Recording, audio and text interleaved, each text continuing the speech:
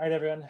Thank you so much for coming to the iOS Dev Community meeting. This is going to be recorded, so for your reference, you'll be able to look back on it. Thanks so much for being here. The purpose of these communities are to both help you with the solution challenge, if you're going to partake in that, but also really kind of learn, in this case, iOS development, and you can kind of go as far as you want with it. I have some work experience. I'm a senior right now at FIU, finishing up my degree, so I figured I would just help out and teach what I know. I've learned some things here and there at work, so I'm more than happy to just share that, and kind of go and collaborate on the Discord as well. And if you're not on Discord, you should definitely hop on. So what we're going to be doing is, let me share my screen.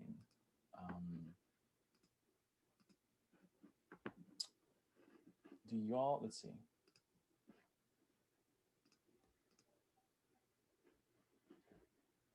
Not yet. Now we do. Now we see your screen. Very nice wallpaper. Oh, can you see Xcode? Yeah. Yes. And the simulator? Yes, Yeah. we see the full screen. It's all good. Cool. Yeah, you said the wallpaper. All right. So, quick overview of what we're going to go over. So, quick kind of like vocabulary for iOS. So today we'll be looking over SwiftUI along with Swift. And so Swift is the programming language used for iOS and generally like Apple development.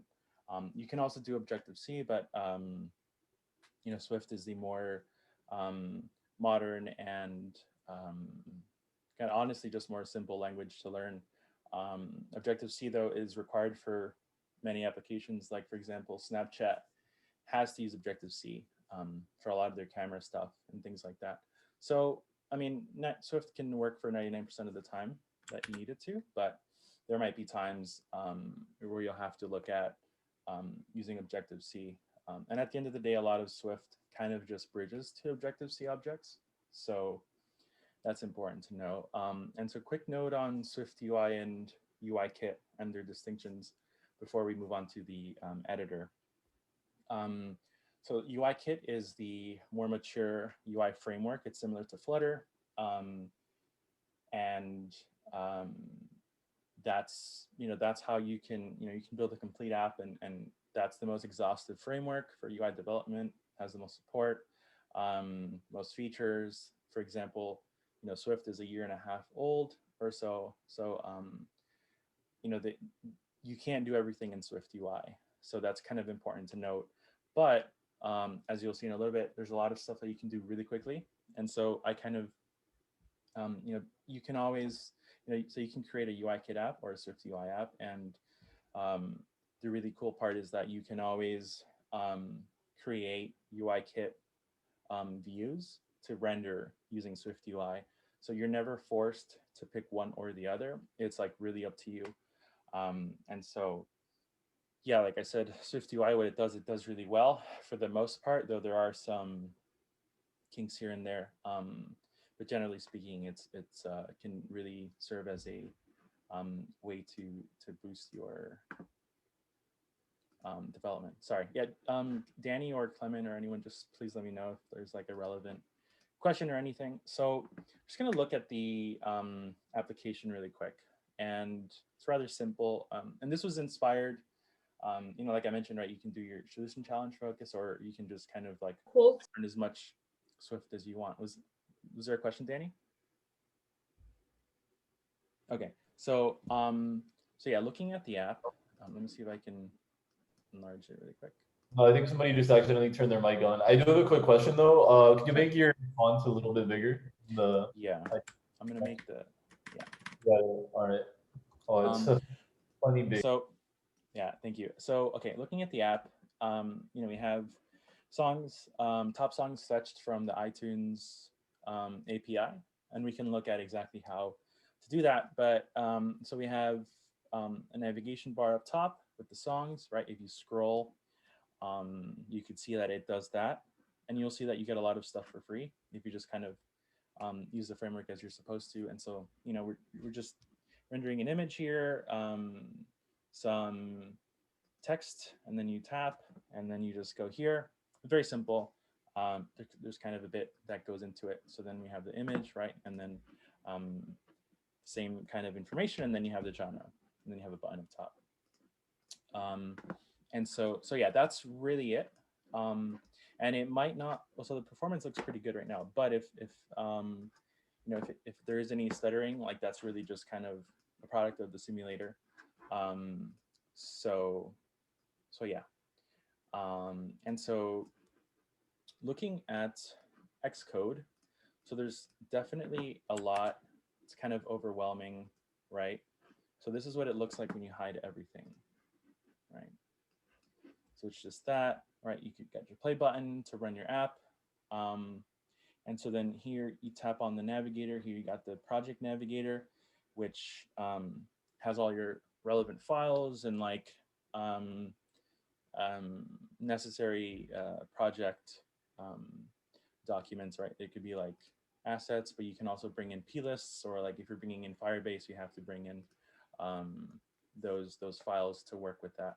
And then also I brought in a dependency using the Swift package manager.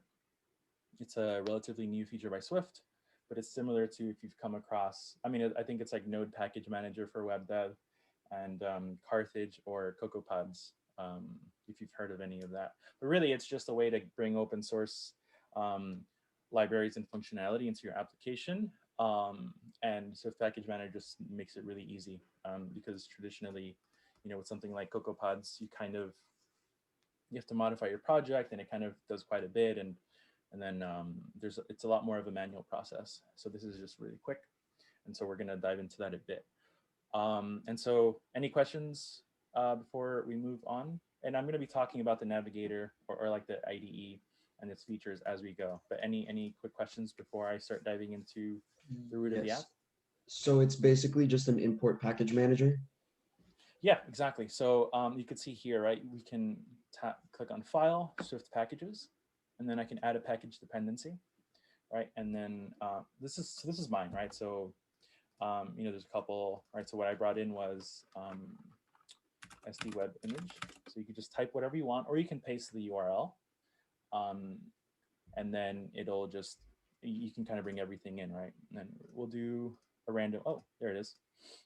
Got lucky there. So you bring it, you bring next, right? And then typically speaking, like you could just accept this. Then it's gonna have that. Really just gonna say that it's gonna be supported until the end of that. And then here you can just pick your target. And so SD web image, I mean, we're not doing it because I already did it, but here it would be checked. And so then you just finish, and then it brings it in, and it does all the work for you, right? And then here you get the library, right? You can look at the code if you want. And this is no different than any other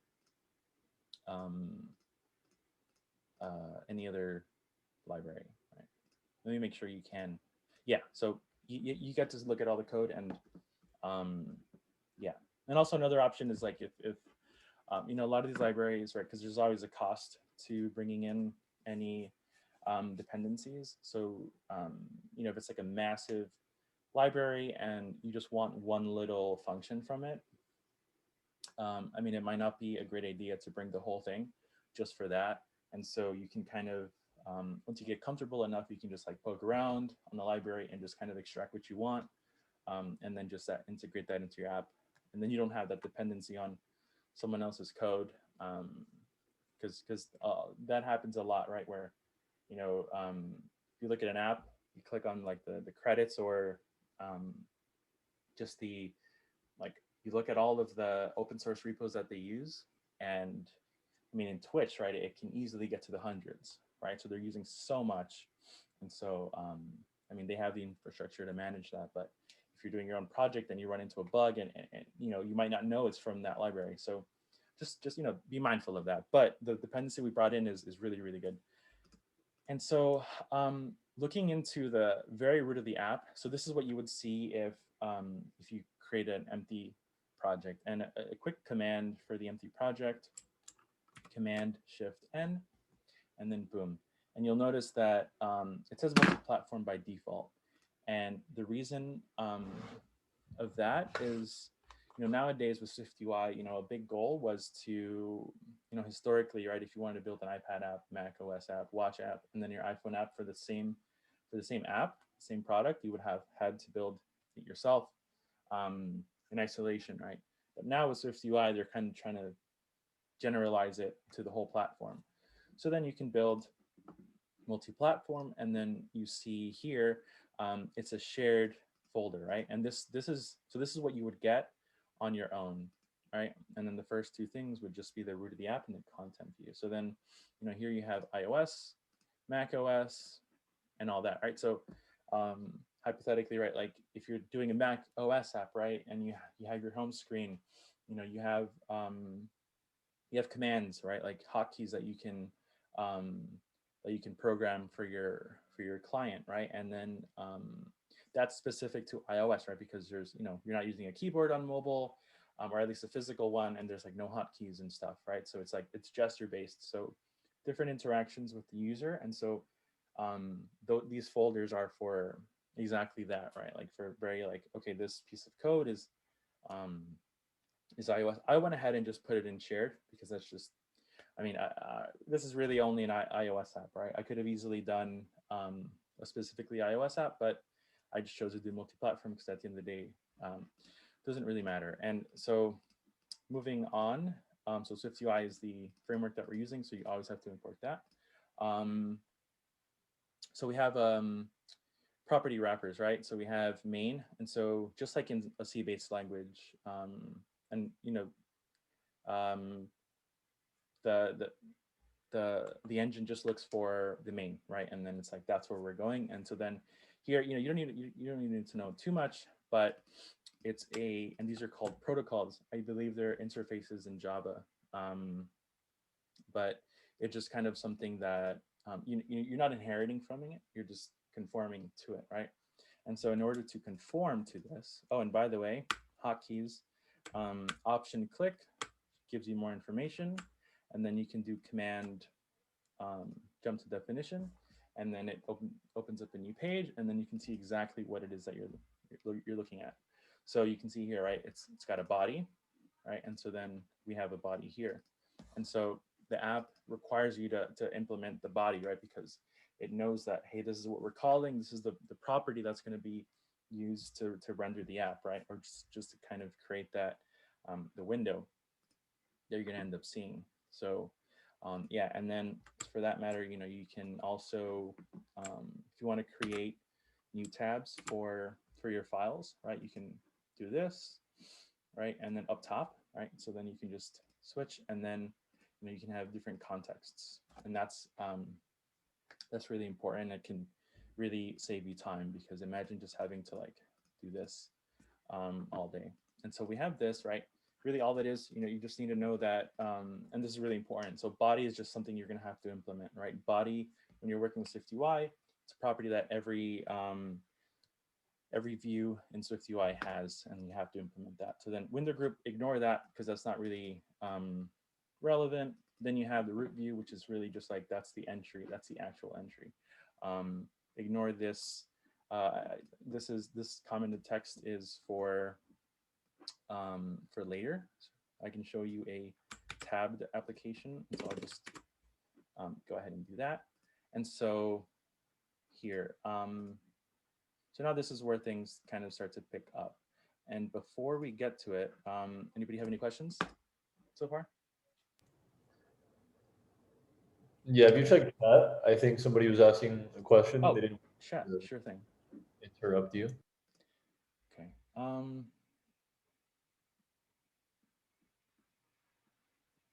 Okay. Let's see.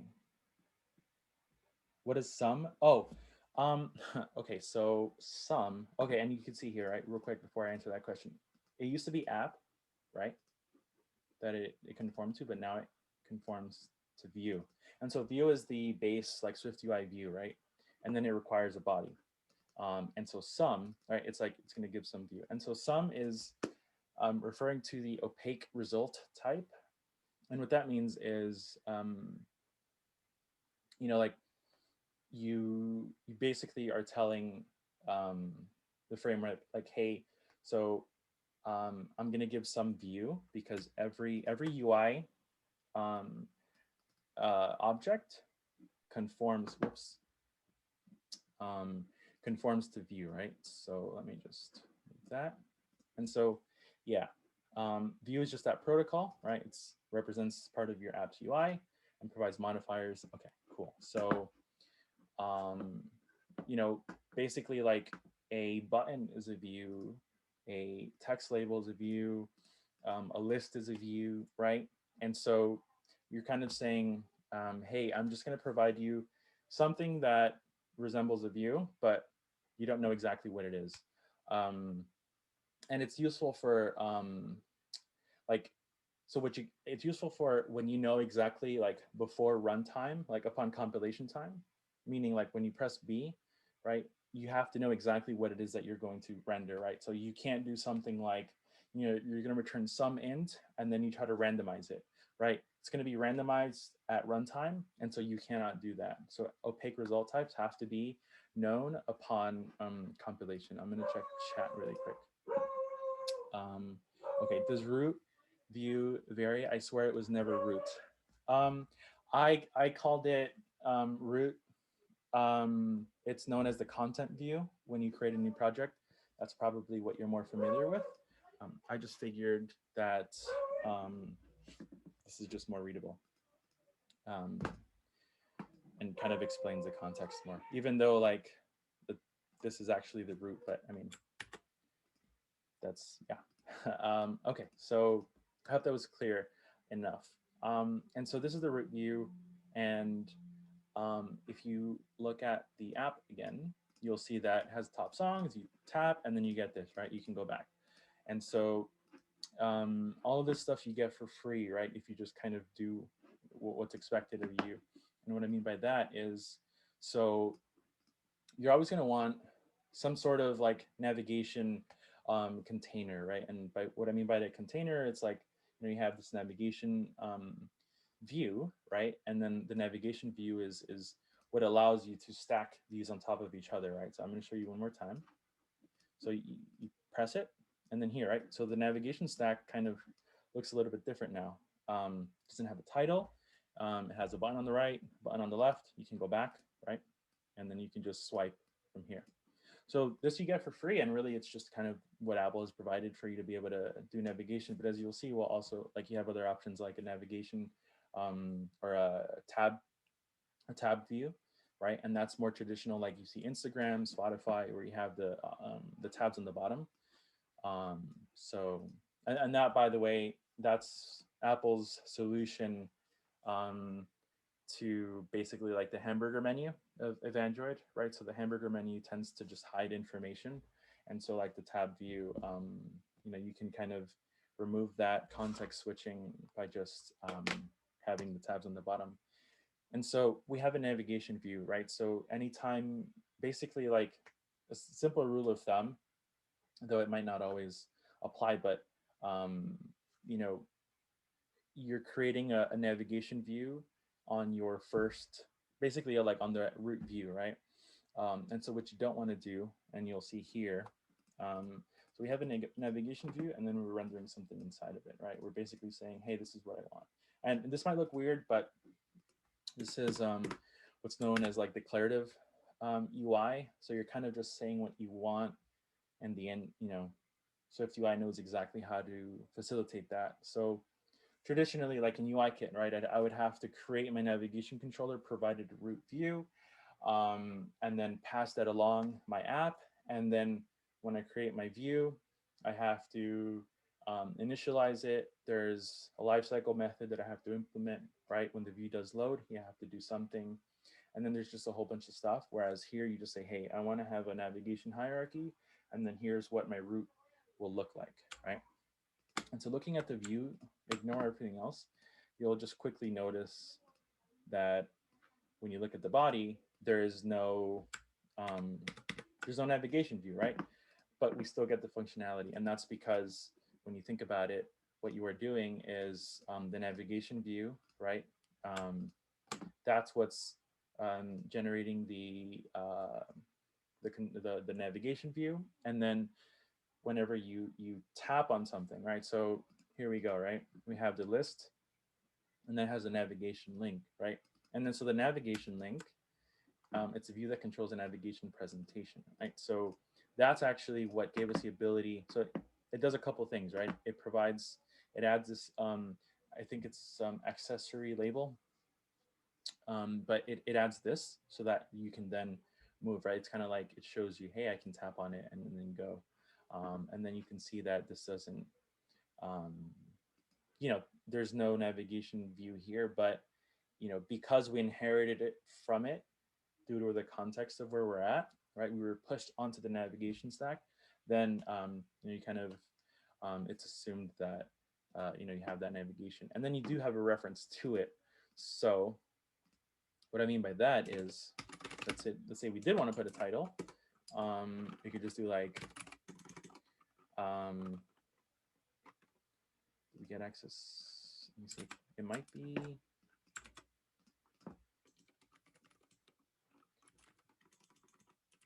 Sorry, new keyboard. So we'll just do. Yeah, let's see what happens there. It might be the case. So there's a couple things in SwiftUI that can be annoying. Sometimes it's very, so it's not going to show up here, but you'll see that. And I'm not working Song because I don't have access to it, right? It's outside of the scope at that point. But oh yeah, it's not showing up. Song list view. Oh right, sorry. Whoops. That's okay. That's that. My bad. So, well, you saw that it works, but that is in the detail view, right? And so yeah, so if I wanted here, I have a navigation title with no title, but then I can go ahead and add it. So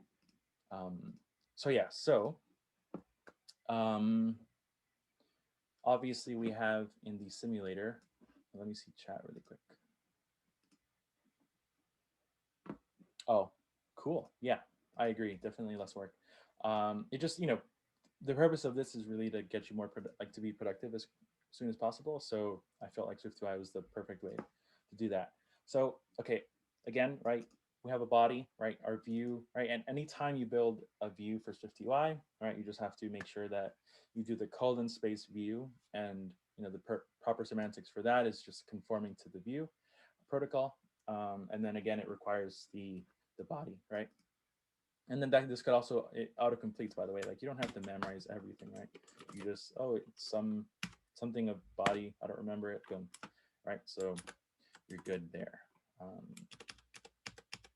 Okay, so then we want to display a list, right? So we have a list, right? Container that presents rows arranged in a single column. So it's very limiting because you can't do like a grid layout, right? It's just vertical. But this is very popular, right? Spotify, Instagram, etc.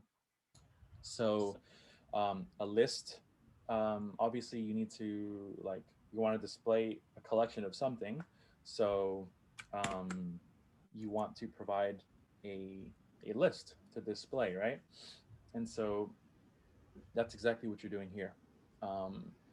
You're providing the list, right? And then it's a closure, right? And a closure is a function, right? An anonymous function, I believe it's known as, like in Python and Java. But really the point of this is, the list, you need to kind of, at this point, the job, we need to tell the engine what is each cell going to look like, right? And so in UIKit, there's three answers you need to, or three questions you need to answer, right? It's like, how big is the collection, right? What is the collection going to look like?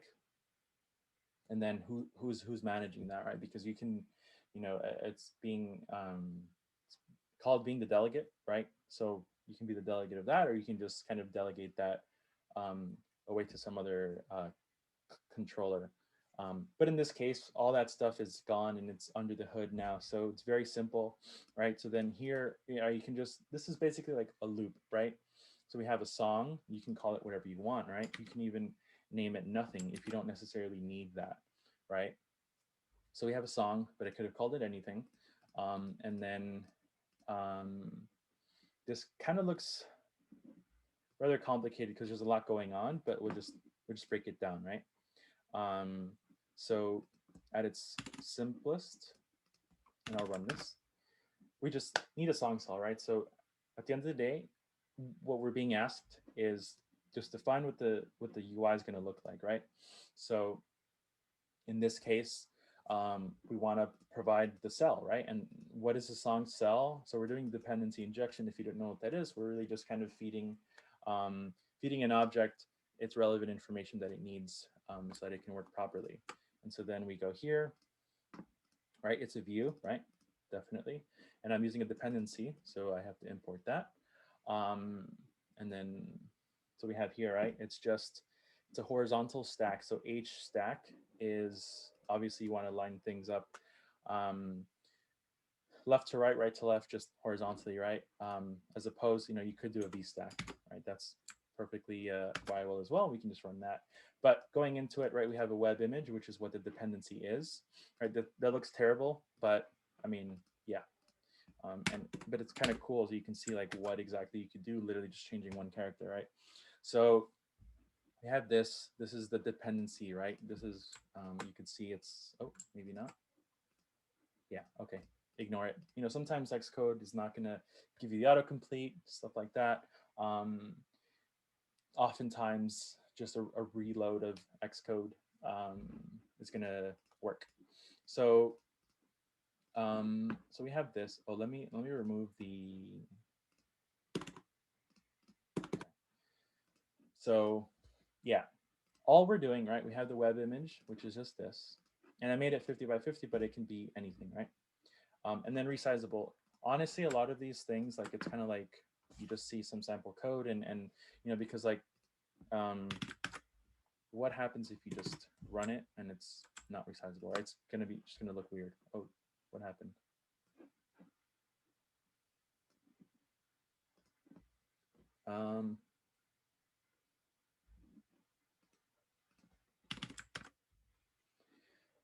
Okay, as that loads, so we have the vertical stack, which is just like the text, right? So yeah, you can see it's broken, right? And so I believe, and you can see it's spilling out, right? We have the first one, it's going into the navigation view, it's spilling beyond the bounds of the cell. We have here Doja Cat, and I don't know, it's somewhere else. So yeah, resizable. And often, I encourage you to definitely trial and error this. But anyway, yeah, just very simple, right? We just have the web image and then the text. And then you can see here, right, we have horizontal stack. There's no specifications, but we can provide alignment, right? We can do, and we can do spacing, right? So if we want to do alignment, we can do like center and then spacing, 12, whatever, right? Typically how you would want to do it is, right, you have like that spacing.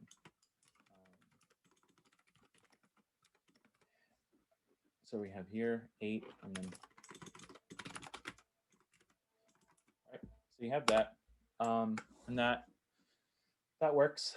And so you notice, or, maybe you notice the CG float. CG means core graphics. This is one of those like UI kit things, but a CG float isn't the same as a regular float.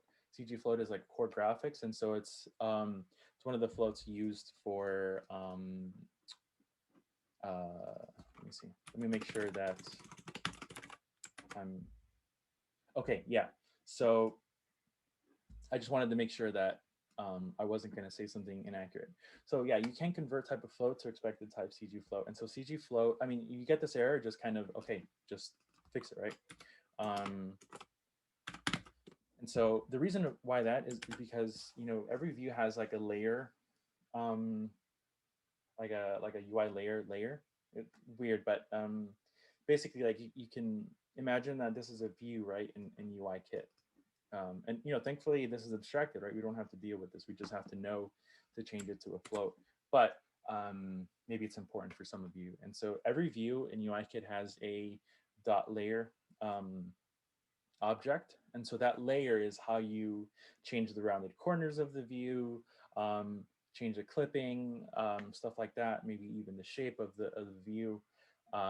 So yeah, that layer part facilitates all that. And then the spacing has to do with that as well.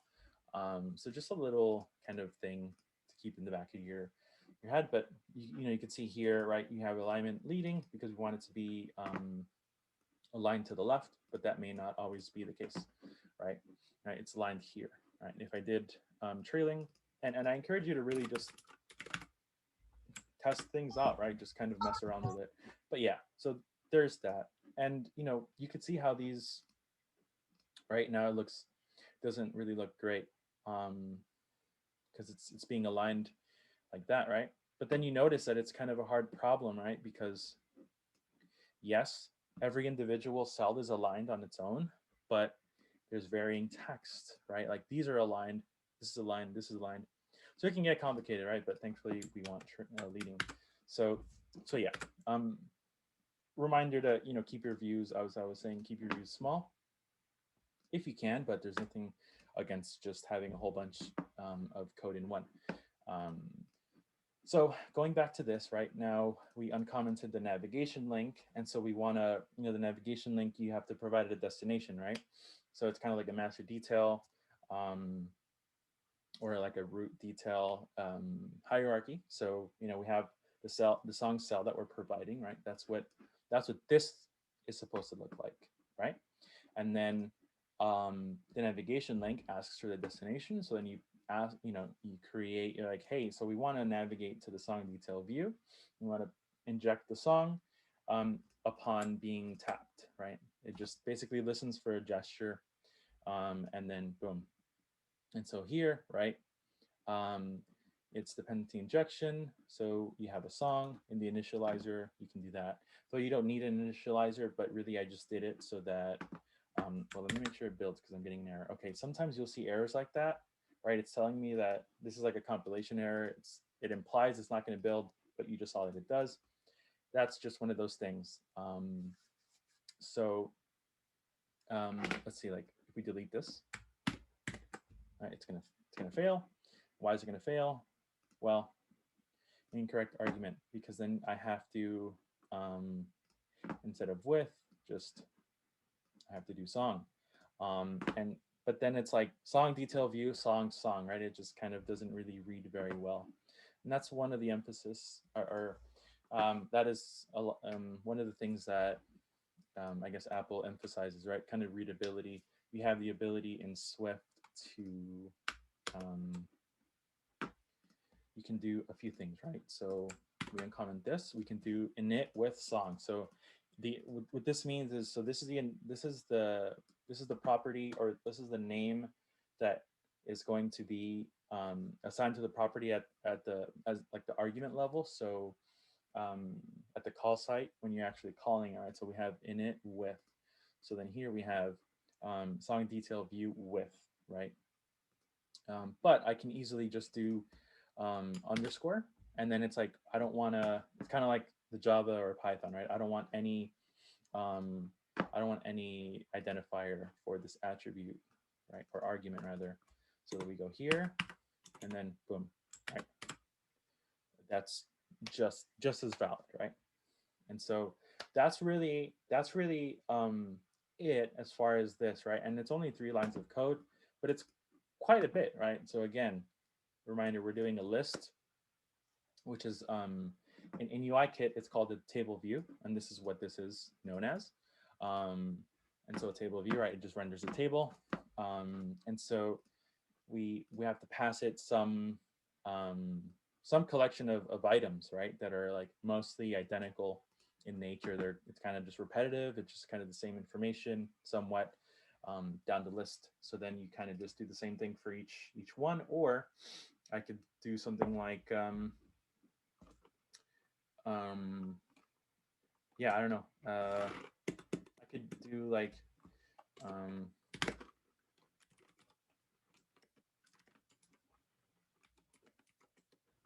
then I can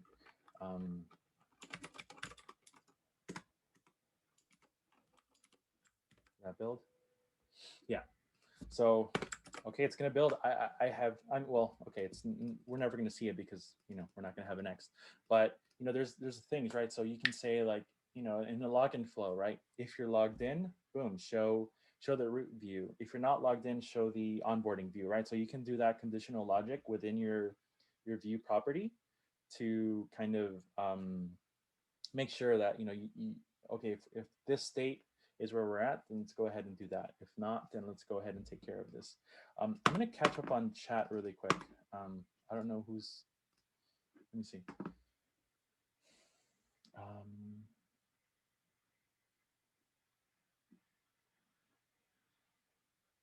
Okay, cool. I have no idea what's going on. Is that in reference to like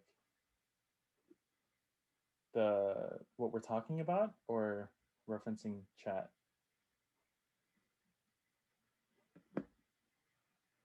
Feel free to unmute yourself. Like this can be a conversation, feel free to just throw stuff out there. Okay, cool. All right. So yeah. So that's really it, right? That's kind of a breakdown of these 3 lines. I mean, 3 lines, but it's very, very powerful. And that's one of the benefits of Swift. And so, yeah, we talked about most of the UI. Did we go into the detail? So we have that. Yeah. So, kind of analyzing this, right? Resizable. So we already learned that that works for us. So, and this is where it's just kind of like you're gonna just have to start learning, watching tutorials, seeing what they do, how this stuff works. Because if you didn't know about aspect ratio, you're probably gonna do this, and then it's like, well, that's pretty big, or that's not really, it looks kind of blurry. So you definitely want to maintain aspect ratio whenever possible. And this dot fit is scale aspect fit in UIKit. So, and you can see now it's just, I don't know, maybe it still looks blurry, but yeah, that's, that's maintaining the aspect ratio of the image. It doesn't look much better there. So then we have a coordinate radius, right? We want to provide it rounded corners. That's in right now. And then a frame, right? Because we want to, we want it to be to the edges of the screen horizontally. And then the minimum height, I mean, I put 10. Yeah, it doesn't really, I'm pretty sure I could just remove this and it wouldn't matter. And then we want to pad it, right? So, and I'll show you really quickly what padding does. So if we didn't have padding, if we didn't have padding, let's see what happens. All right, it just, I mean, it looks cool as well, but that's not what I was going for particularly. So yeah, and then you can do like padding like 50, right? You can do 24, and then it's just gonna, I mean, I don't know, it might start breaking or just really look really small because again, it has to maintain that aspect ratio. But that looks fine. It honestly doesn't look much different than without a number. So yeah, there's that. But so now it gets kind of annoying because, and this is an issue that I came across. So we have this, right? Let's say we happen to think of the corner radius after the fact. I hope this is the proper combination. Yeah, so it basically broke at this point, right? Like we're providing a corner radius, but it doesn't look really that great. So this is one of those, unfortunately, like kind of like a trial and error thing. There's no issue. This is that's not relevant of an error. So it's just one of those things that, unfortunately, as easy as SwiftUI is, there's some rough edges. So literally, so when you are dealing with this kind of stuff, you might run into like an issue, and it's like, I don't know what's happening. I mean, I might not even know either. So it's literally just kind of try to see how it works, and then as far as my interpretation of this, right, is the frame, right, like frame is a tricky topic, but here we're manipulating the frame in some way. So as far as I can tell, maybe like the engine just like make sure, if you want to like manipulate the corner, or there's a whole bunch of am I not getting autocomplete now? Okay, yeah.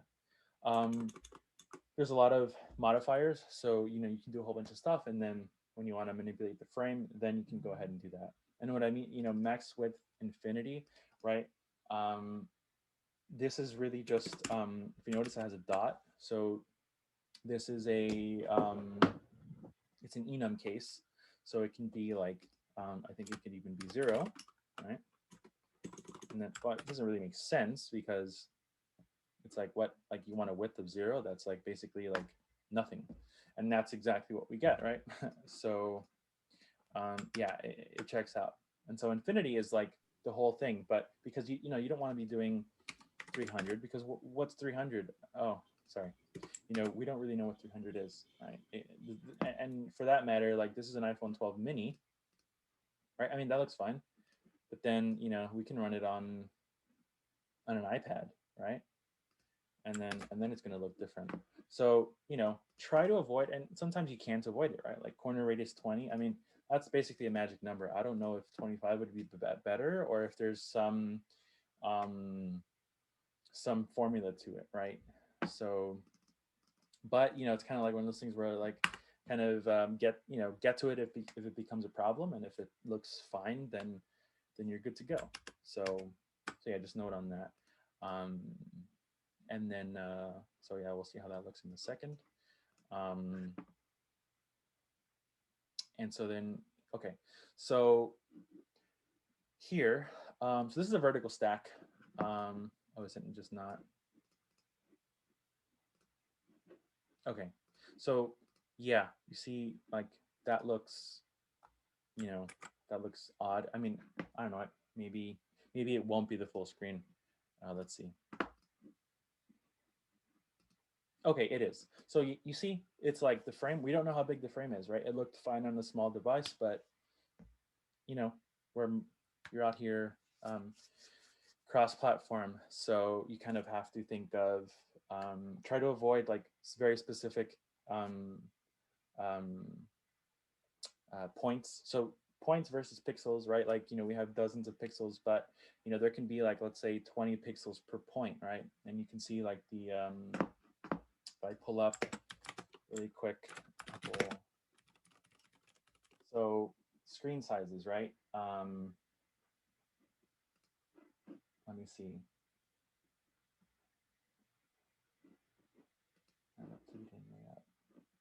Yeah, so you look here, right? And so you can see that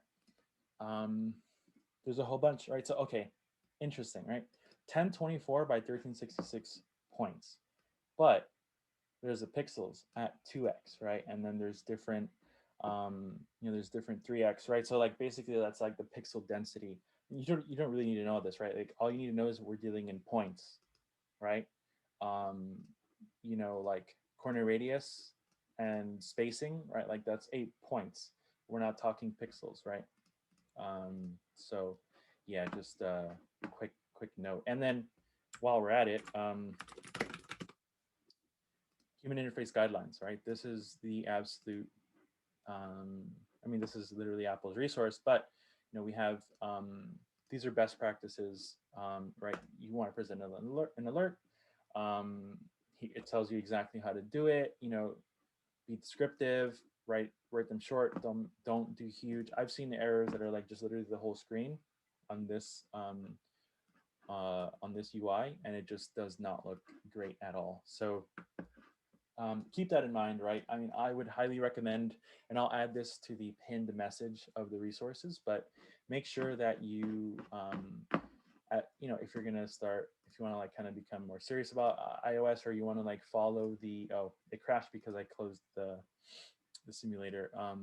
We'll see how it runs on our Pro. So yeah, if you want to, if you really want to kind of like follow the aesthetics and like design language of Apple, then definitely read that. I mean, it has everything, right? It shows you exactly how to build. And so this is the 12 Pro. It does not look very much different than the 12 mini, right? And that's the beauty of this stuff. And then for that matter, I hope it does not break. I'm going to go ahead and change the keyboard layout. Oh, and then I'll make it dark, and then let's see, I'll just put, dang it, keyboard. Okay, fonts. Is it fonts? No. Dang it, I want to increase the size. I don't want to spend too much time. Accessibility, maybe? Yeah. Larger text.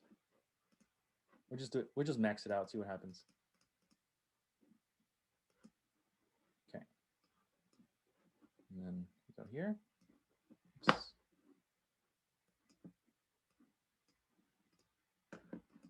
Okay. Well, I mean, it worked. It certainly worked. Doesn't really look that great, but it worked. And you can see the beauty of kind of like declarative UI, right? We didn't specify anything. We got this for free, right? And it looks amazing. Well, it would look amazing in the proper context, but yeah, there's no hiccups, right? No, I mean, obviously it can look terrible if it's 7 lines and then this here, right? But you get this for free, and this isn't something you get for free in UIKit and other UI frameworks for that matter. So that's really cool. And you noticed we got that dark mode, right? Maybe it slipped by, but we got dark mode for free as well. There's nothing to do with dark mode in my screen. And if you're wondering, how do you know if you're in a white screen, black screen? What if I want to do the opposing color? Then, good question. We could do autocomplete. So then I have a question. Are we going to be like learning how to make this, or is this just a preview of what we can make, or like what we could make? Yeah, good question. So I'm showing you like kind of the logic and how this stuff works. So I'm going to be sharing this. I have this on a repo. I have to push the final changes. So let's see if it worked. So we have that, right? But then we can do then yeah, I'm gonna open source this, and then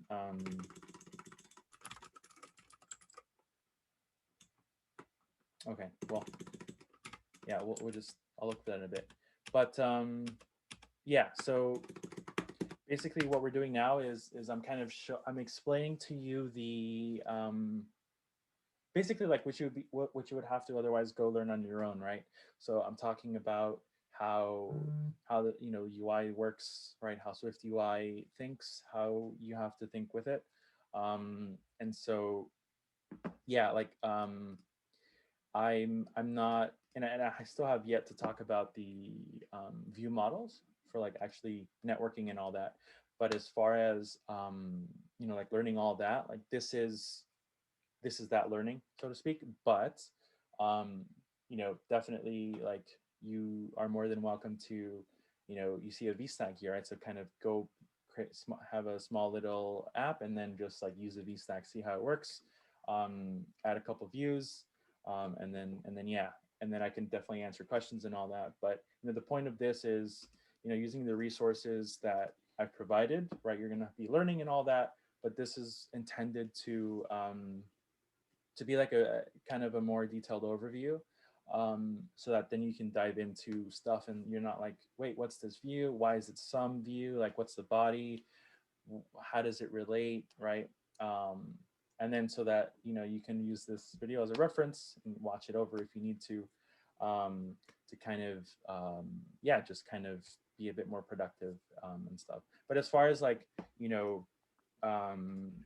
text, right? Like, I mean, it's just text, right? Like that's really it. You'll learn this within minutes of as you start looking at those resources. So yeah. Was there something in particular that you were like looking to like discuss or something that we haven't No, gone I over just yet? wanted to ask. No, Cool, thank you. And feel free to pop in with any no problem. questions. All So this is a right. good time to talk about modifiers. So you notice that we have here and then we have the dots. So these views, right? We have a web image. Well, so we have a couple things, right? We have the VStack, which is a view on its own, right? So again, right, we have to pass in some view. If you notice, this is really what we're passing in, right? We're passing in a VStack to the view, right? And then everything else is inside the VStack. So, what you cannot do is you cannot provide two different things at like the root of that view, right?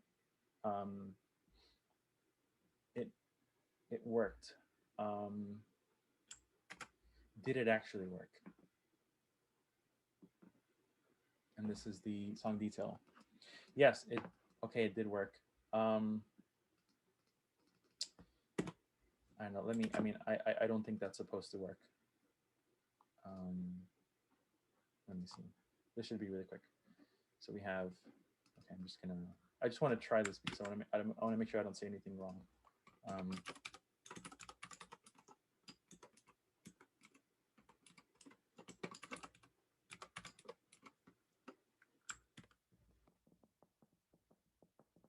Okay, that might be a recent change, or yeah, no, yeah, because historically, like, so let's see. So it would expect one thing, and you can see here, right, a group. So in affordance for grouping view content, yeah. And so the point of this is to do exactly that, right? Maybe you don't want to do a VStack, which is like kind of like a container, you can think of it as. So then it's like, I just need some views to throw in here and make sure that it compiles. So that's what the group is for. And so you put in the group, like the group is like, hey, there's going to be some views inside of this container that you just need to render. And the reason why I included this group is because if I just run this without the padding, all right, a lot of UI development has to do with just working with padding. So you can see that it's all the way at the edge of the screen.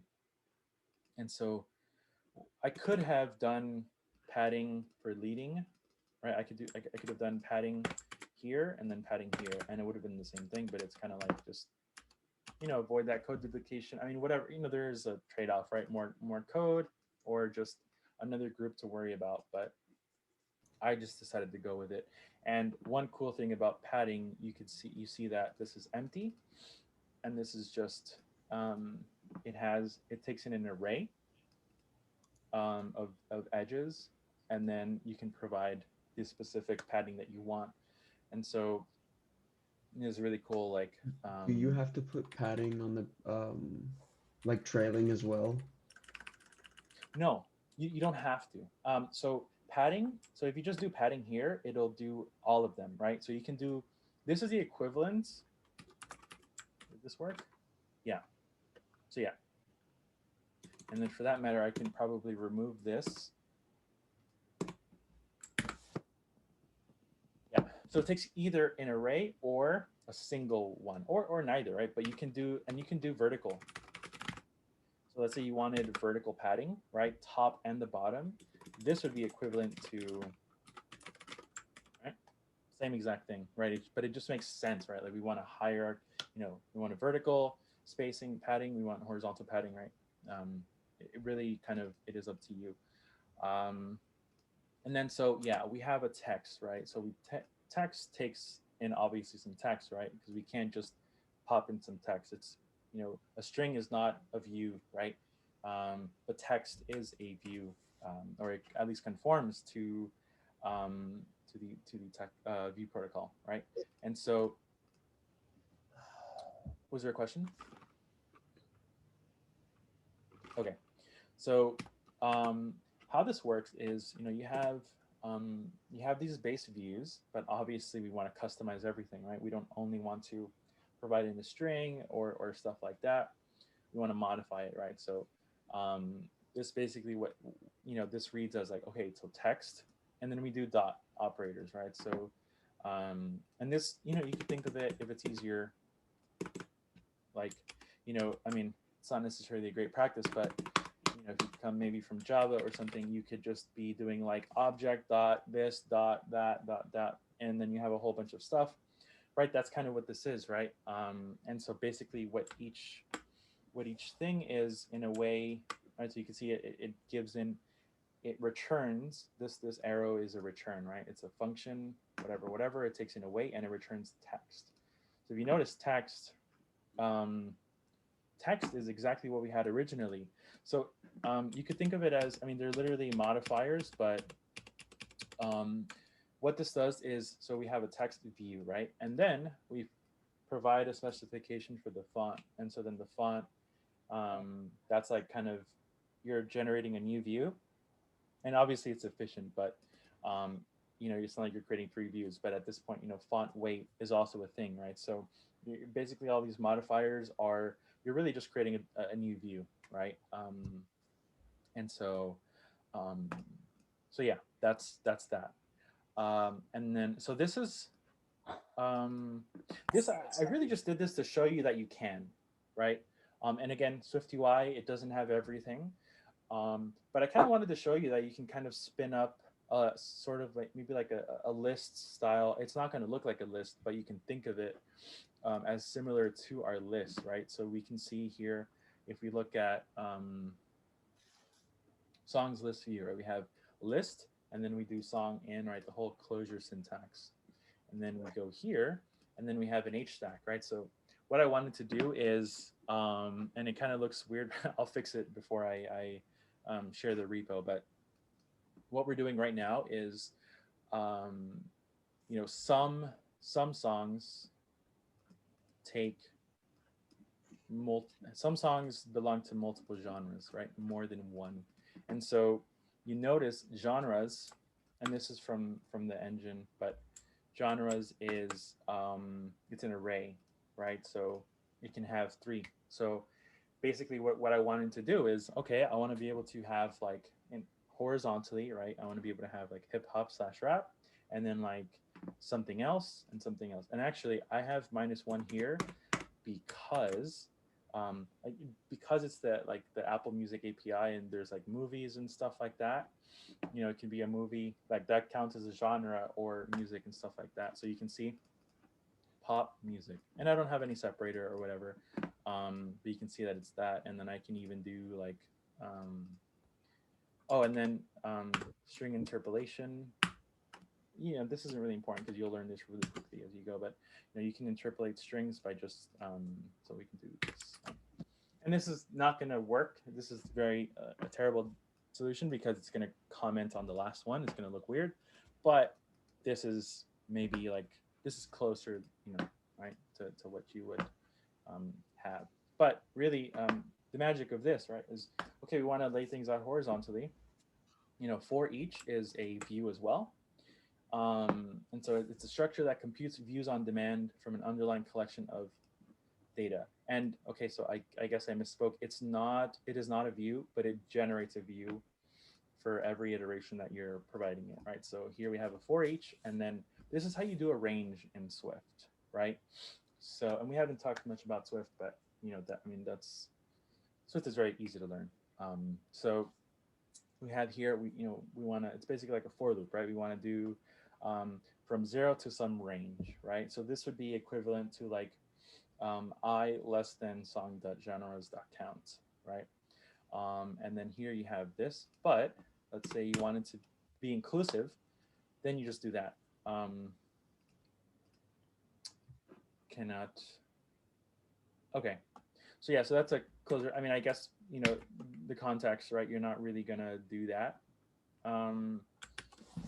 You really don't want to access that end index, right? You'll crash. So we can't do it there, but that's how you kind of do an inclusive range. And then, the for each, right? Just like in a for loop, you get an index.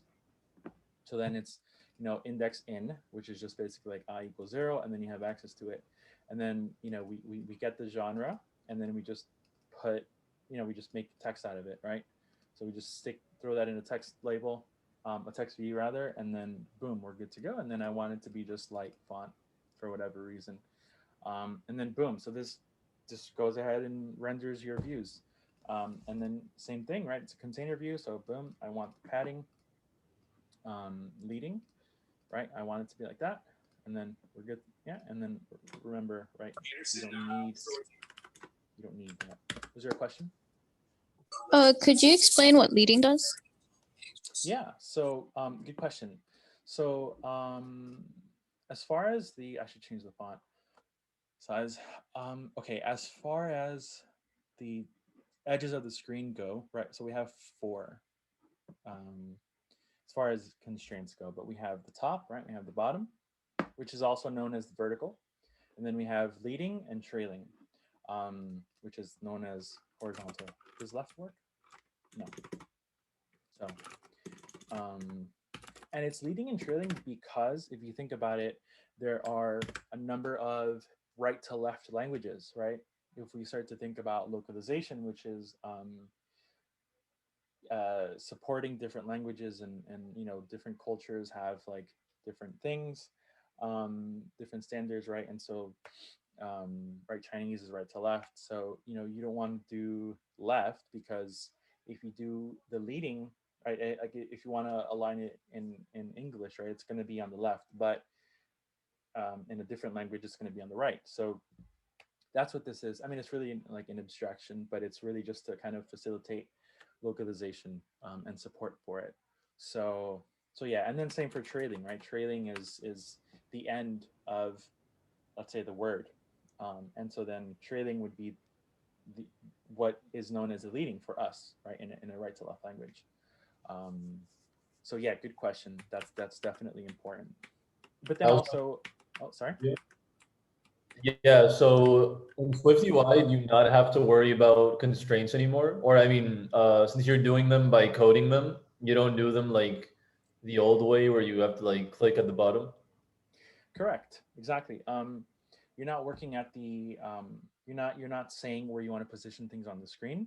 You're just kind of saying what you want, and in some way you're kind of building that hierarchy, right? So I'm saying, hey, I want it to be vertically stacked. I want it to be aligned by the leading, so like the left aligned, and then I want each item, each view inside of this container is going to be spaced out by 8 points. So let me go So here. is there any way to, for example, say, I want to make sure this button is underneath the entire set of information, but it's not like the whole bar of buttons at the bottom that they include? Yeah, good question. So yes, you can absolutely do that. Let me go ahead and fix the font.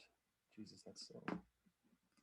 But hey, you have to support this stuff because people need it, so it's important. There we go. So let's see. Okay, so you wanted, yeah, okay, you wanted a bottom at the, you wanted a button at the bottom. Yeah, so this isn't something I would I would not recommend this, but you can do it.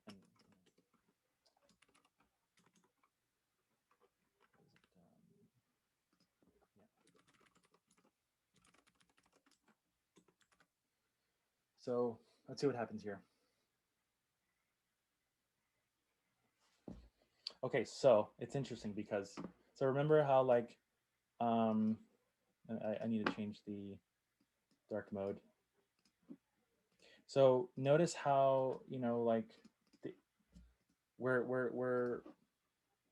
want to let the iOS take care of as much as we want, or as much as possible. So you can see, if you notice, now there's a gray background and now it's corners. I happen to like this. I like this way more. This looks really cool, but now it looks different, right? And why is that? Well, because there should be a button. Oh, wait, what does it say here?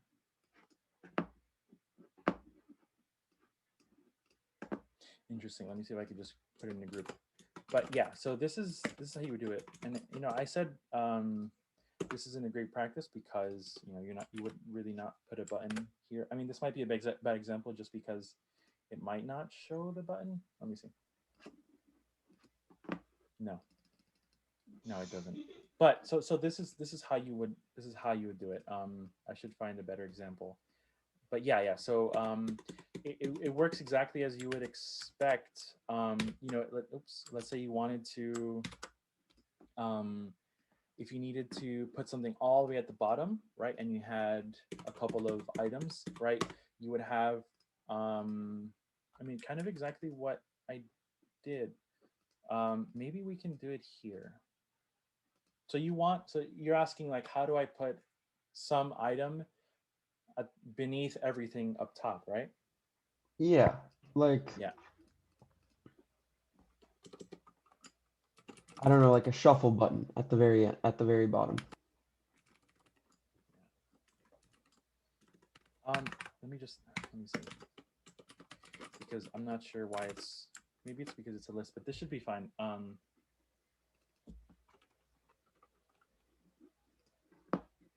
Okay. Oh, so yeah, this is in the horizontal stack, so just keep that in mind. Then we can't even tap it because it'll navigate. But if we do this, right? So we have this.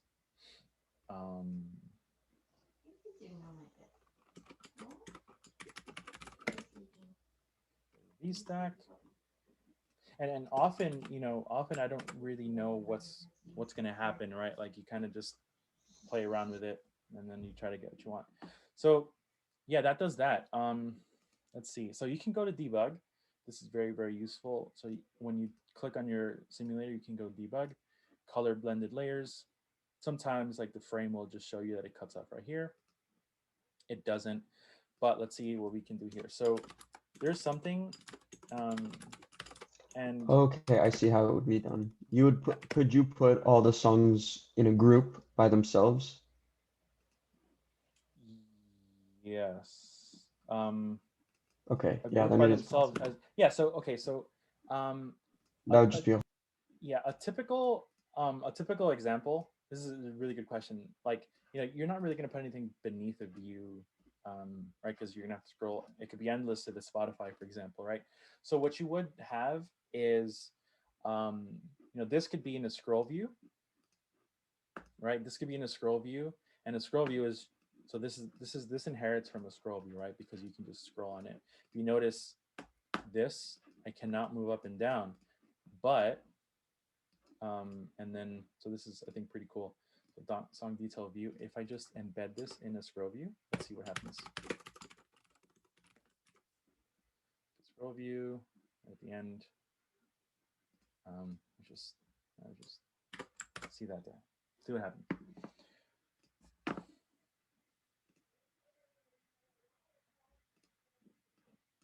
Okay, so now you can move up, right? And then if we try, let's say we try putting I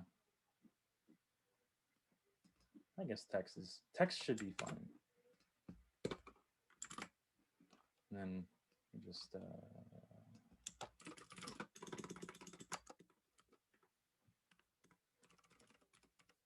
here.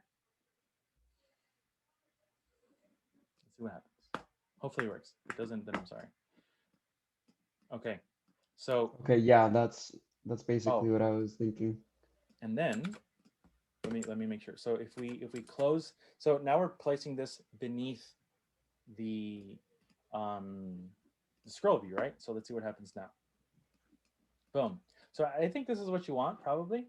So yeah, right. And then we look at color blended layers. Okay, there's nothing there. But okay, so you can see there, right? You can see how like the bottom text is over that. That's it obviously looks like the bottom text is above it, but really what's happening is the edge of the scroll views frame is right here, right? It's actually like right above. So you see, notice how there's some padding for the bottom text right above. So there's that padding naturally available. And so, yeah, so I think that answers your question, but then we can do padding. You could change the padding and position it where you like and everything. Exactly. So let me go here. Yeah, This that's one awesome. here. Thank you. Of course. Good question. Okay, so yeah, so then you notice. Okay, let's do it a little bit more extreme. But yeah, like it's definitely a different mindset to have, like as you're developing in this declarative format. It will definitely take some, it's a bit of a learning curve. But you notice, right? It's not even close. It's not even close, right? So really, yeah, you have the ultimate freedom, and then it does force you to think differently, right? Because I want the text, right? I want the padding above that. So you just put padding bottom here, top here. But then you can also do, right? And you What's said the SwiftUI has the capacity to do cross-platform. Yeah, cross-platform within the bounds of Apple devices. Yeah. So there's just space outside of it. And so we have that bottom text, right? So we have, did I paste it? No, I didn't. So we have that, right? So we put the padding to the top of the text, right? But at the same, it's also equivalent to padding the bottom of the scroll, right? By, let's put 150 points, right? Keeping in mind that they're points. So we go here. And then same exact thing, right? Same exact thing. So, I mean, obviously there's no different. It just either how you think about it, how it's easier for you to like make sense of it, but also what's maybe more reusable or what's, what's going to be the easiest for somebody else to pick up if they happen to look at your code. So yeah. And then, another cool thing, if you'll notice, so I need to remove shuffle really quick. So I'll just, and you can, quick thing, you can do Command F. Here. So if you go here, if you ever want to find something, boom, boom, and then remove this. And you run it. If you ever want to format your code, Command A and then Control I. So we have this. Okay, you notice how right here, this is a good example right here. For the night, whatever, it's 2 lines, right? Boom, you have here, and then it wraps. This is 1. And so if we pick a really long, if it's really large text, it's going to keep wrapping, right? It's going to be 5, 6 lines. Yeah, we saw that earlier. So this is another benefit, right? This is, as far as I know, yeah, it's not something you get for free. You have to really code that up in UIKit. So it's really nice to be able to get all this stuff at no cost. So that's basically, that's really it as far as UI. So now I think we can have a quick discussion if anybody has any questions, and then I can quickly move on to, wait, Danny, are you there? Yeah. Okay. Okay. Yeah, so, and then we can go into like how I fetched this data from the network. Any questions about SwiftUI, Swift, anything we've discussed so far? My question is basically what you're about to do next. Okay, is it a question regarding what I'm going to do next, or you were going to ask what I was No, doing? it's literally how do you get the song information from the network. Cool. Anybody have any UI related questions? Wow. Is it worth looking at chat right now?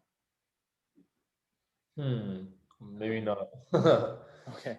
Somebody was asking though a while ago. I don't know if they're still there, but they said they were late and when you're gonna be having more meetings. So it alternates every week between iOS and Flutter. So the next one would be, I think, early February, whatever it is, but basically 2 Wednesdays like from now. So yeah, and then make sure to attend the Flutter one if you're interested in cross-platform development. I'm pretty excited about Flutter. Every myself. other I learned it last semester. So, you know, SwiftUI, it's great because it's cross-platform, I believe is the phrase, right? So you can build anything that has to do with Apple in it. But as far as like multi-platform, right? If you want to build for the website and Android and iOS, then you need something like Flutter. In my opinion, I mean, it is rather new, but Flutter, I would personally look for Flutter versus React Native. Maybe it's more mature, but yeah, I mean, I liked learning Flutter. So yeah, okay. So any questions before we move on? Just a question. So I know you said that with SwiftUI you wouldn't really have to worry about constraints, but would there ever be like a situation in which within SwiftUI you'd have to adjust it? I guess like you'd kind of have to be forced to work with it. So yeah, you know, if you think about it, the spacing is a constraint, right? Because you know, when you do a constraint, let's say, you know, we have we want to align, you know, we want to have an anchor to the leading, right?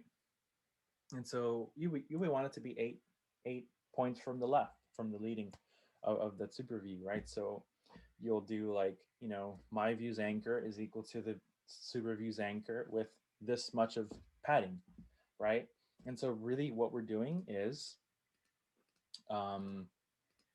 we want it, you know, we have to provide an alignment in constraints, and then you provide a spacing relative to that. So in a way you are managing the constraints, you're just not doing it at the very specific points level, but you might have to, right? Frame, it's not necessarily a best practice, but you know, I wanted something very just small, 50 by 50, and then boom. But yeah, for everything else, so the spacer, right? So the spacer is interesting because, so like, what is it, right? It's flexible space that expands along the major, okay. Or on, okay. So really, like, you know, let's say you wanted to move everything all the way up top, right? Like if we have a center, if we have, actually, let's see. So this is the detail view. Fine, perfect. All right, and then we do here. So we go here, right? It's going to be on the center, I believe. Okay. So, all right, now it's on the center. But let's say we wanted to put it all the way at the top, right? So we just go spacer. And so, you know, if you think about it, right, we have text and then a spacer. So the spacer pushes things in the opposite direction, right? So we put it beneath, we want to push the text up. So let's see if it's actually, if it comes out the way we're expecting it. Boom, there you go. Now it's no longer the bottom text, right? So, and then for that matter, just to kind of prove it,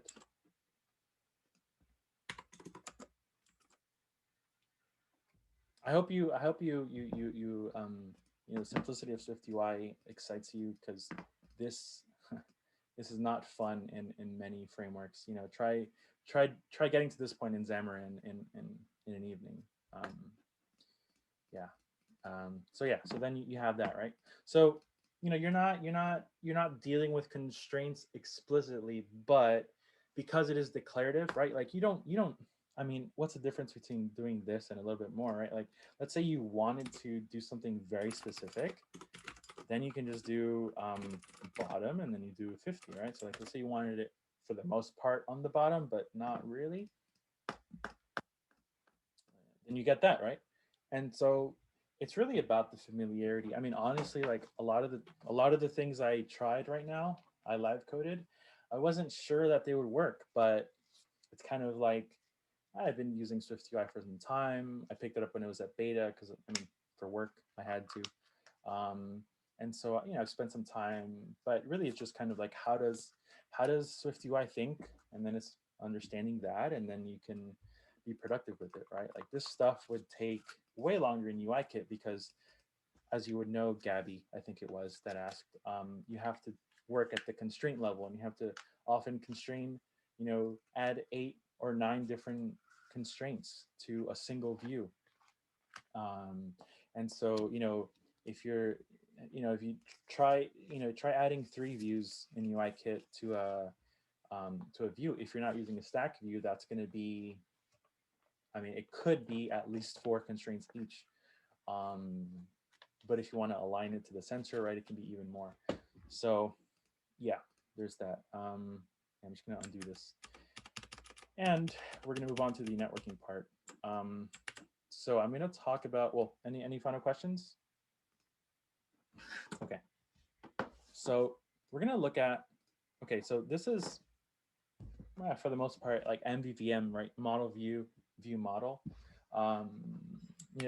These architectures aren't really important. You can do the same thing, MVC, etc. But SwiftUI, with its functional reactive framework combined, kind of like facilitates the MVVM style to some degree at least. So looking at the view model, right? So actually looking at the, the songs list view. So we have a view model reference that we're injecting, right, on the initialization.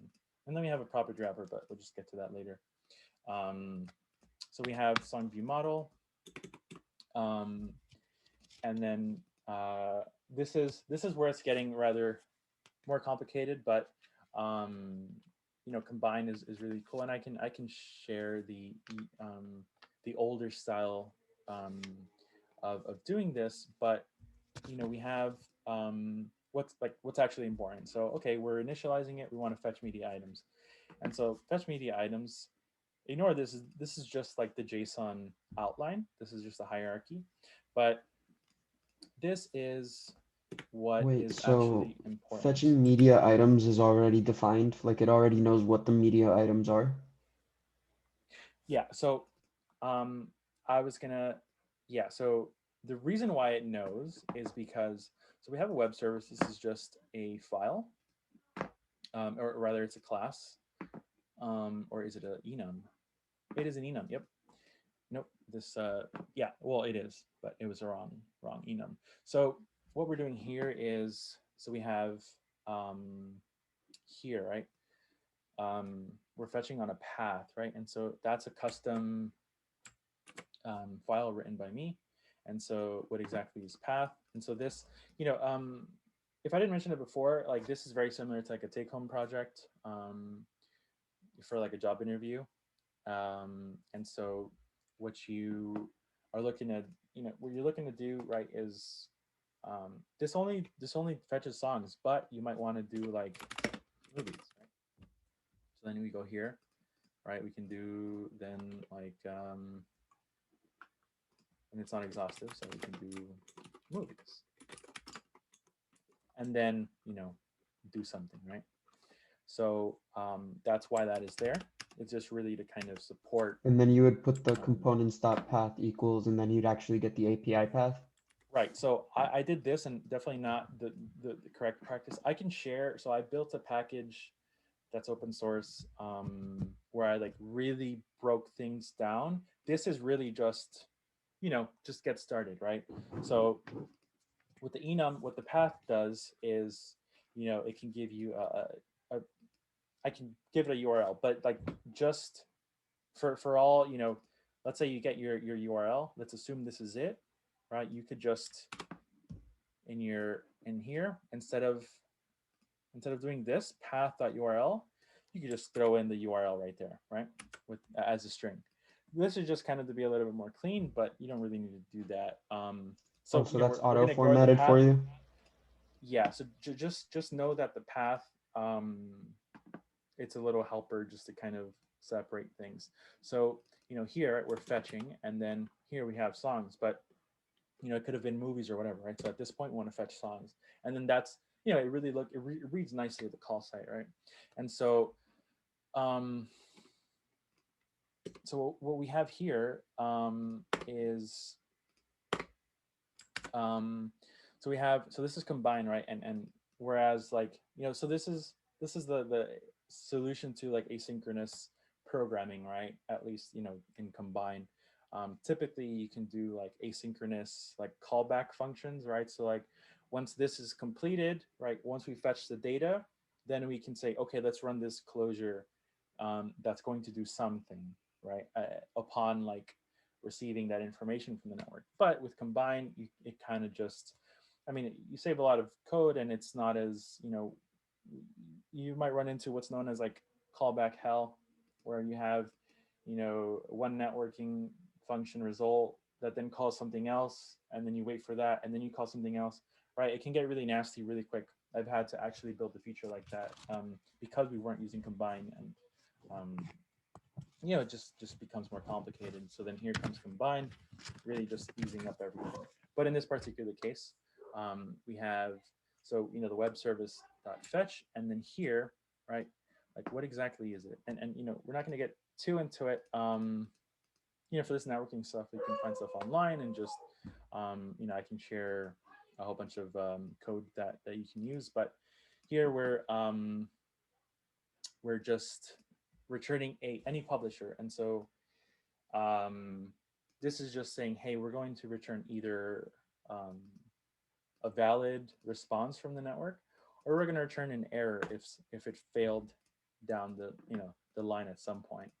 And then so we're returning the publisher, which then, as you see, it calls another one. But this is just an abstraction. But really, we have here's really this is like an Apple made function, right? This isn't by me. So really breaking this down, right? Combine is very, if you think of like how SwiftUI has text, and then you do dot this, dot that, dot change the text, whatever. Combine, you can have a publisher, and then you can just do operators on it, right? So at this point, we're just basically, and I'd be more than happy to give a very simple example that you can use. But basically, like a try, right? It can fail. So, try map, really what it is like, hey, let's make sure that we get a valid URL response, right, in the form of either 200 to 300, the response, right? And then if we don't, if that's not true, then we want to throw an error, right? And then basically, because we said that it can pass either a valid response or an error, then that's exactly what we're doing, right? You can ignore this, and then boom, you return it. And then here, this is really what's interesting, because we have a so if you look at the caller, then we have boom. So we have results. Like, what exactly is results? So what I mentioned ignore this, and this isn't where you would place it, but I just kind of wanted to contain it here. So you have the JSON looks some way, right? And if you haven't seen JSON, it's just like it stands for JSON or JavaScript. What is it? JavaScript object notation? Is it JavaScript? I think it is, but anyway, it's just like basically it's a really popular standard for kind of sending data through like a REST API or like some server. And so it's just going to be a whole bunch of text, and then it's just going to be properties, right? Like, it's like a dictionary, right? It's going to have a key and then an appropriate value. The value could be a string. It could be an array of strings. It can be an array of types of objects, right? And so then it's kind of up to you to dissect that JSON and then make sense of it. So here we have results, right? Results has a feed, and then the feed has an array of results. That's really all you need to know. And then going here, right, we have, we want to do, so we want to, so map is basically like a loop, right? So we want to map, we want to like iterate through every single item in the collection. It just so happens to be that results is an array of a result, and a result has this, right? Artist name, song name, all that, and you can see genre is an array. And so really quick coding keys are for if your let's say genre is like, let's say I wanted to call it something else, right? Like just for whatever reason. So then I would have to do this, and then I have to say, hey, in the JSON, it's going to appear as this, right? So then it's like, okay, I know exactly what to look for now, right? Because oftentimes JSON will look like this, right? Like genre is music, and you don't really, this is great for Python. That's what you're supposed to do for properties. But in Swift, we do the camel case. And so, yeah, so, but that's really all you need to know. So then we go here, and then we're just basically looping through it, right? So we want to loop through every result, and then we want to generate, a song, right? We want to create a song object. And what does that look like? That's basically that, right? Very similar to the result. I just named it song just to be more understandable, but we have that, right? And then I'm basically creating, like, I'm literally just creating an object, feeding in what that current element is, right? So we have a song, closure syntax, and then we have, we just basically create a song, right? But if you didn't, let's say you didn't have this, right? We have song, and then boom, okay, it's already there. So then you put artist name. So then we go song dot artist name, okay. Song dot song name, okay. Song dot image, and obviously this, it's up to you to make it more easy to code, right? You don't want to, you know, have A, B, C, D, E, F, G, and then it's like, wait, which is which, right? That's going to be confusing. You definitely want to avoid that. So then that's really what we're doing here. Receive, that's just ignore that, just kind of use it for now. But this basically says, because we're fetching information for the UI, make sure that you receive it on the main loop, the main run loop. And that's important because that's, I mean, it's one of those things that you just kind of put it there and maybe learn about it if you want. But yeah, you know, okay, and it works. Like, so honestly, I'm not even like, I just kind of put stuff there. It compiles, like we don't need it, right? Oh, well, okay, I guess we do need it. So it works, but look, publishing changes from background threads is not allowed. Make sure to publish values from the main. I've never seen this error. This is so cool because it's what saved me a lot of time before. But yeah, it's telling you exactly what's going on. It's like, hey, you're trying to, oh, and that's a very important note.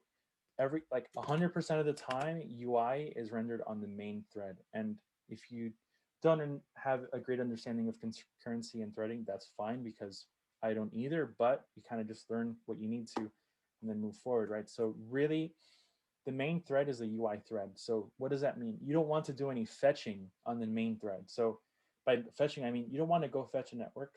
You know, you don't want to go fetch a JSON payload on the main thread, because the main thread is, it's, you know, like the event loop, right? It's like, basically, if you think of a video game, right, it's an infinite loop. It's always just waiting for input. It's like, you know, it's just always doing that loop, right? It's like you're playing tic-tac-toe. While there's no winner, keep going in a circle, right? Like, logically, at least. Keep checking for a winner. If there's no winner, keep going infinitely. So that's kind of the case here.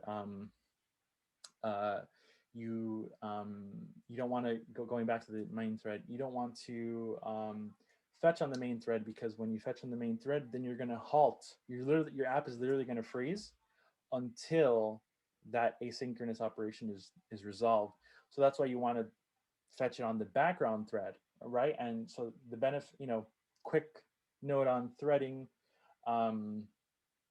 or the run, like the main, yeah, you know, it's an like, so Apple, you know, really, you kind of call it the main queue, because you don't want to think about it in threads, right? That's too low level, right? We want to look at just queues, because that's really what a thread is, right? If you think about it, like, why would your UI freeze when you fetch on the main thread? Well, that's because there's something being processed on that queue, and it's not going to move forward until that's finished processing. So you can have a background queue, and then that's responsible for fetching. And so then you can render your UI and have user input while it's fetching. And then once it fetches, it knows to trigger, like it triggers to the event loop, because if you notice here, we're doing return, like self.songs equals the result of the for loop, right? And so then we have self.songs equals this, right? And I said ignore the published, but the beauty of publish is all it is, right? So if you remove it, let's see what happens. But I'll tell you exactly what's happening. We're not going to get the code. We're not going to see the UI. And why is that? Because if you've done any coding, you know that you kind of, oh, if we fetch this, do that, right? It's imperative, right? Like you basically, you have to say, okay, once we're here, okay, now do this, change this button, change this color, do this, okay, then do this. Oh, we fetched our data. Okay, reload data, or reload the UI. We don't have to do that because published is one of my favorite things about Swift UI and Combine. But published, you basically say, hey, this is going to, this is gonna get a value. This is gonna change at some point, right? And what we want to do is because we're trying to bind this to the UI, right? Basically, like as soon as we fetch, we want to display it to the screen. So you want to hook that up. Historically, that's rather annoying, or there's a couple of steps to it. But with this, you just say, hey, this is going to emit, this is going to change at some point, right? Look, it's a type alias that publishes a property marked with an attribute. These things are so descriptive, right? But basically what it's saying is, hey, at some point this is going to update its value. And so once it's updating, notify everybody that's interested, and then we're going to just refresh if we need to.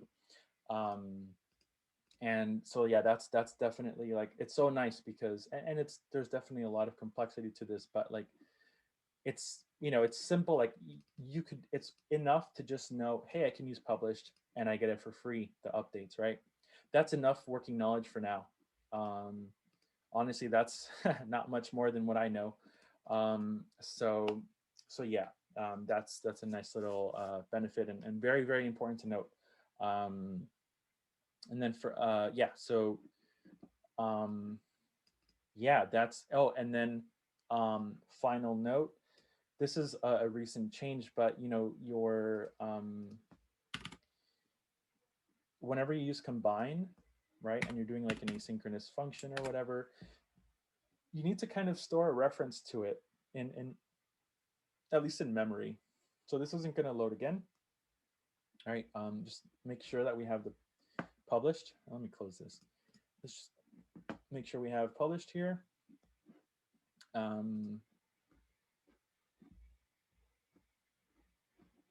I was using the mouse. Yeah, so we do have it. It's not working. That's because we need to basically keep the combine publisher in memory. So that all that is you just have to create an array of any cancellables, and in any cancelable, all you need to know is whenever you're doing a networking thing, create a set of any cancellables, and the set, right, because you don't care about the order, you don't care about anything, you don't use an array, and then you just store it. You do once you finish everything, then you do .store in, and you have to pass in the reference, right, because it's manipulating that. So you do and, just like in C. And so yeah, that's really it. I would be more than happy, if you all want, I can pull up like an open source application of like non-combine networking that I can really quickly show and just go over. Is that something that y'all would like me to do, or I can just share it on our Discord if you want as well? I mean, I've got the time, man. I don't know about anybody else, but I'm interested. Okay. So let's go ahead. Models, view models. Let's see. Oh, here's a, okay. Sorry, just bear with me for a minute. I'm gonna find an app that's very similar to what we've got here.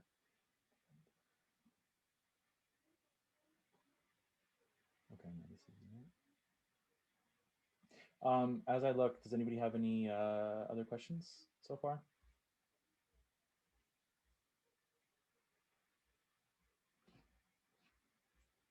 Okay.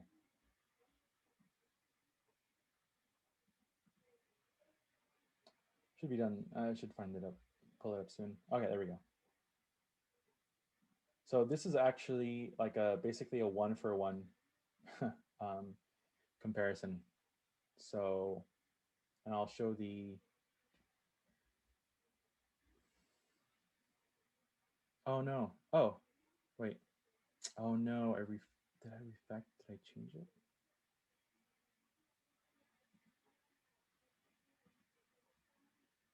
No. Okay. Dang. Well, okay.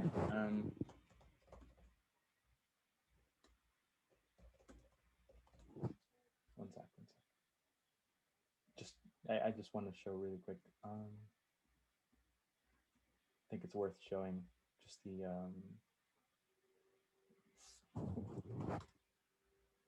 difference.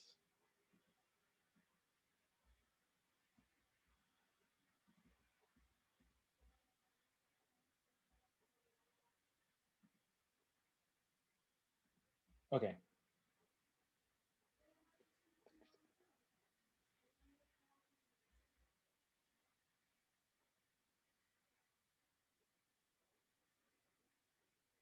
So okay, this is basically it. So sorry if it's pixelated. Can I just no? Oh no. Okay, so here, right, we have, okay, it, it passes an optional, data. It's either going to be data or it's going to be nothing if it fails, right? So here we do session.data task with URL, very similar to what we have. And then the closure, you have a data response or error, and then you do the resume, right? And then here's where you would do your thing. And this doesn't, dang it, this is a little bit of a different application. Let me see.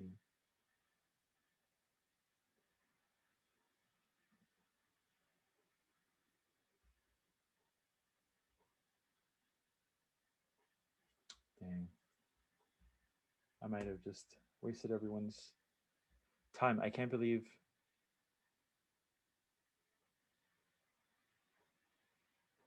Update posts, no. Integration, wow. Oh well. So like, how do closures work? We call it's turtles all the way. I don't really know what that means, but let's see. Okay, I'm gonna, if I don't find it here, then we're just gonna move on. But it's basically like, with the error, yeah, no, sorry, with the with the non-combine, which is this publisher stuff, the only difference besides it looking like this and the dots and all that is like, once you confirm that you fetch your data and you decode, you convert to JSON, then you call a function, right? You do like completion, and that's the standard. But you basically call the function that was provided as part of the argument. And if you notice, so this is a function, right? And then it takes in a transform, right? And so then here we're transforming, right, in a way, because we have an array of results that just looks that way, and then we want to just map. We want to basically transform. Hey, for every item here, we want to convert it to this, right? And so yeah, but basically this is that completion that we would be calling in the old style, but this just kind of reads more. It's more central to it, right? So it's easier to read because you have the context here. Whereas if it's a completion, then I have to go read the call site and see where it's at. But yeah, so there's that. And with that said, we're basically done, I would say. So yeah, I hope you all found value in this. I hope it interested at least some of you. I haven't really, I've done a little bit of web dev and other things, but like I've looked at Android and I've learned a couple languages and all that. And, it's clear that, Swift and Apple as a whole, like they have like an emphasis on like readability and just, this is a lot of designers have taken to SwiftUI because in many ways this kind of just reads like a table of content, right? Like you have this, okay, so it's a V stack, okay, and then we have an H stack, okay, and then horizontally we have that web image, okay, cool, all right. So it's a very visual framework in my opinion. And so yeah, that's that, in my opinion, that's really, really cool. And then quick side note on this. So when you start a project, you're going to see this, right? And so you're going to see this, right? And so we do the hotkey to resume is Command Option P. And so what is going to happen here, right? I wonder. Oh, and I can quickly touch on this, but hopefully it doesn't take long. But basically, this is like live. This is live preview. So I was running stuff just because, you know, this doesn't always like work too well, or if I modify something, I have to kind of change a few things. But you're going to see that it's just going to eventually, hopefully, just show you what we have here, right? We have top songs. It's probably not, let's see if it'll render it and actually make the calls. Okay, so it does. So now let's just change top movies.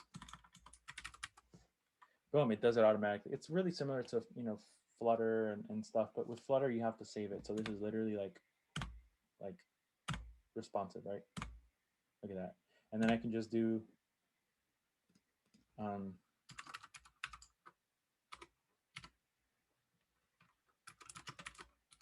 you do here. Save, we don't even have to save. And then boom, right? So yeah, you know, this is nice. I didn't use this, but it definitely is a time saver if, you know, if you're working with like within a simple like view or whatever, because you know, you literally just get to see the results of what you're doing. Right? You can do color, foreground color, right? You can just do, and here, oh, I guess you don't have, okay, but boom, red immediately, right? So yeah, that's really cool. I felt there was a value in mentioning that, and also we could just go ahead and paste this in, and then uncomment. So we have songs, and we have, we'll just do the same exact thing. Just see if that works.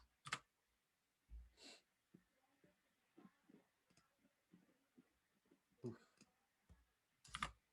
See if that works. Okay, it does. Cool. Control I. Run it. Yeah, because it kind of like mega failed, you have to do that. So okay, we'll kind of, so check it out. Okay, well, all right, to really show you that it's actually working. So these are the same exact views, but like if you notice, we have the tab style functionality here, right? And so how did that happen? So a tab view, right? I mentioned that before. So a tab view, right, is literally just a collection of tabs, right, at the bottom.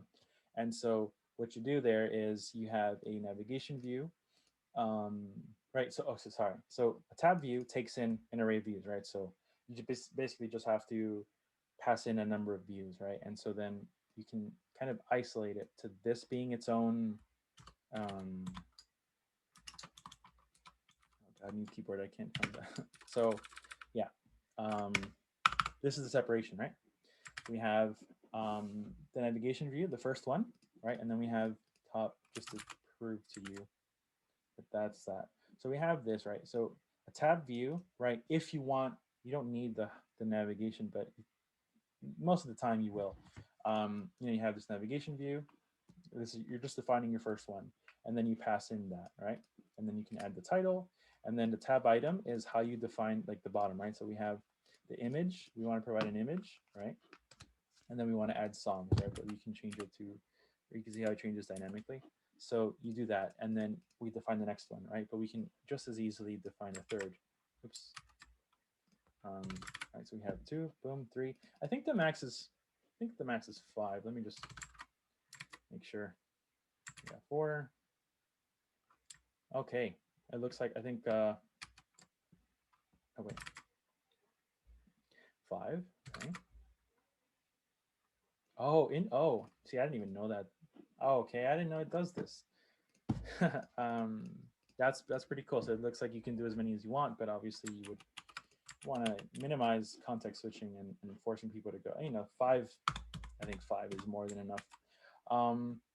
So yeah, that was a quick little thing that I wanted to get to. And so yeah, we are now truly done. So yeah, thank you.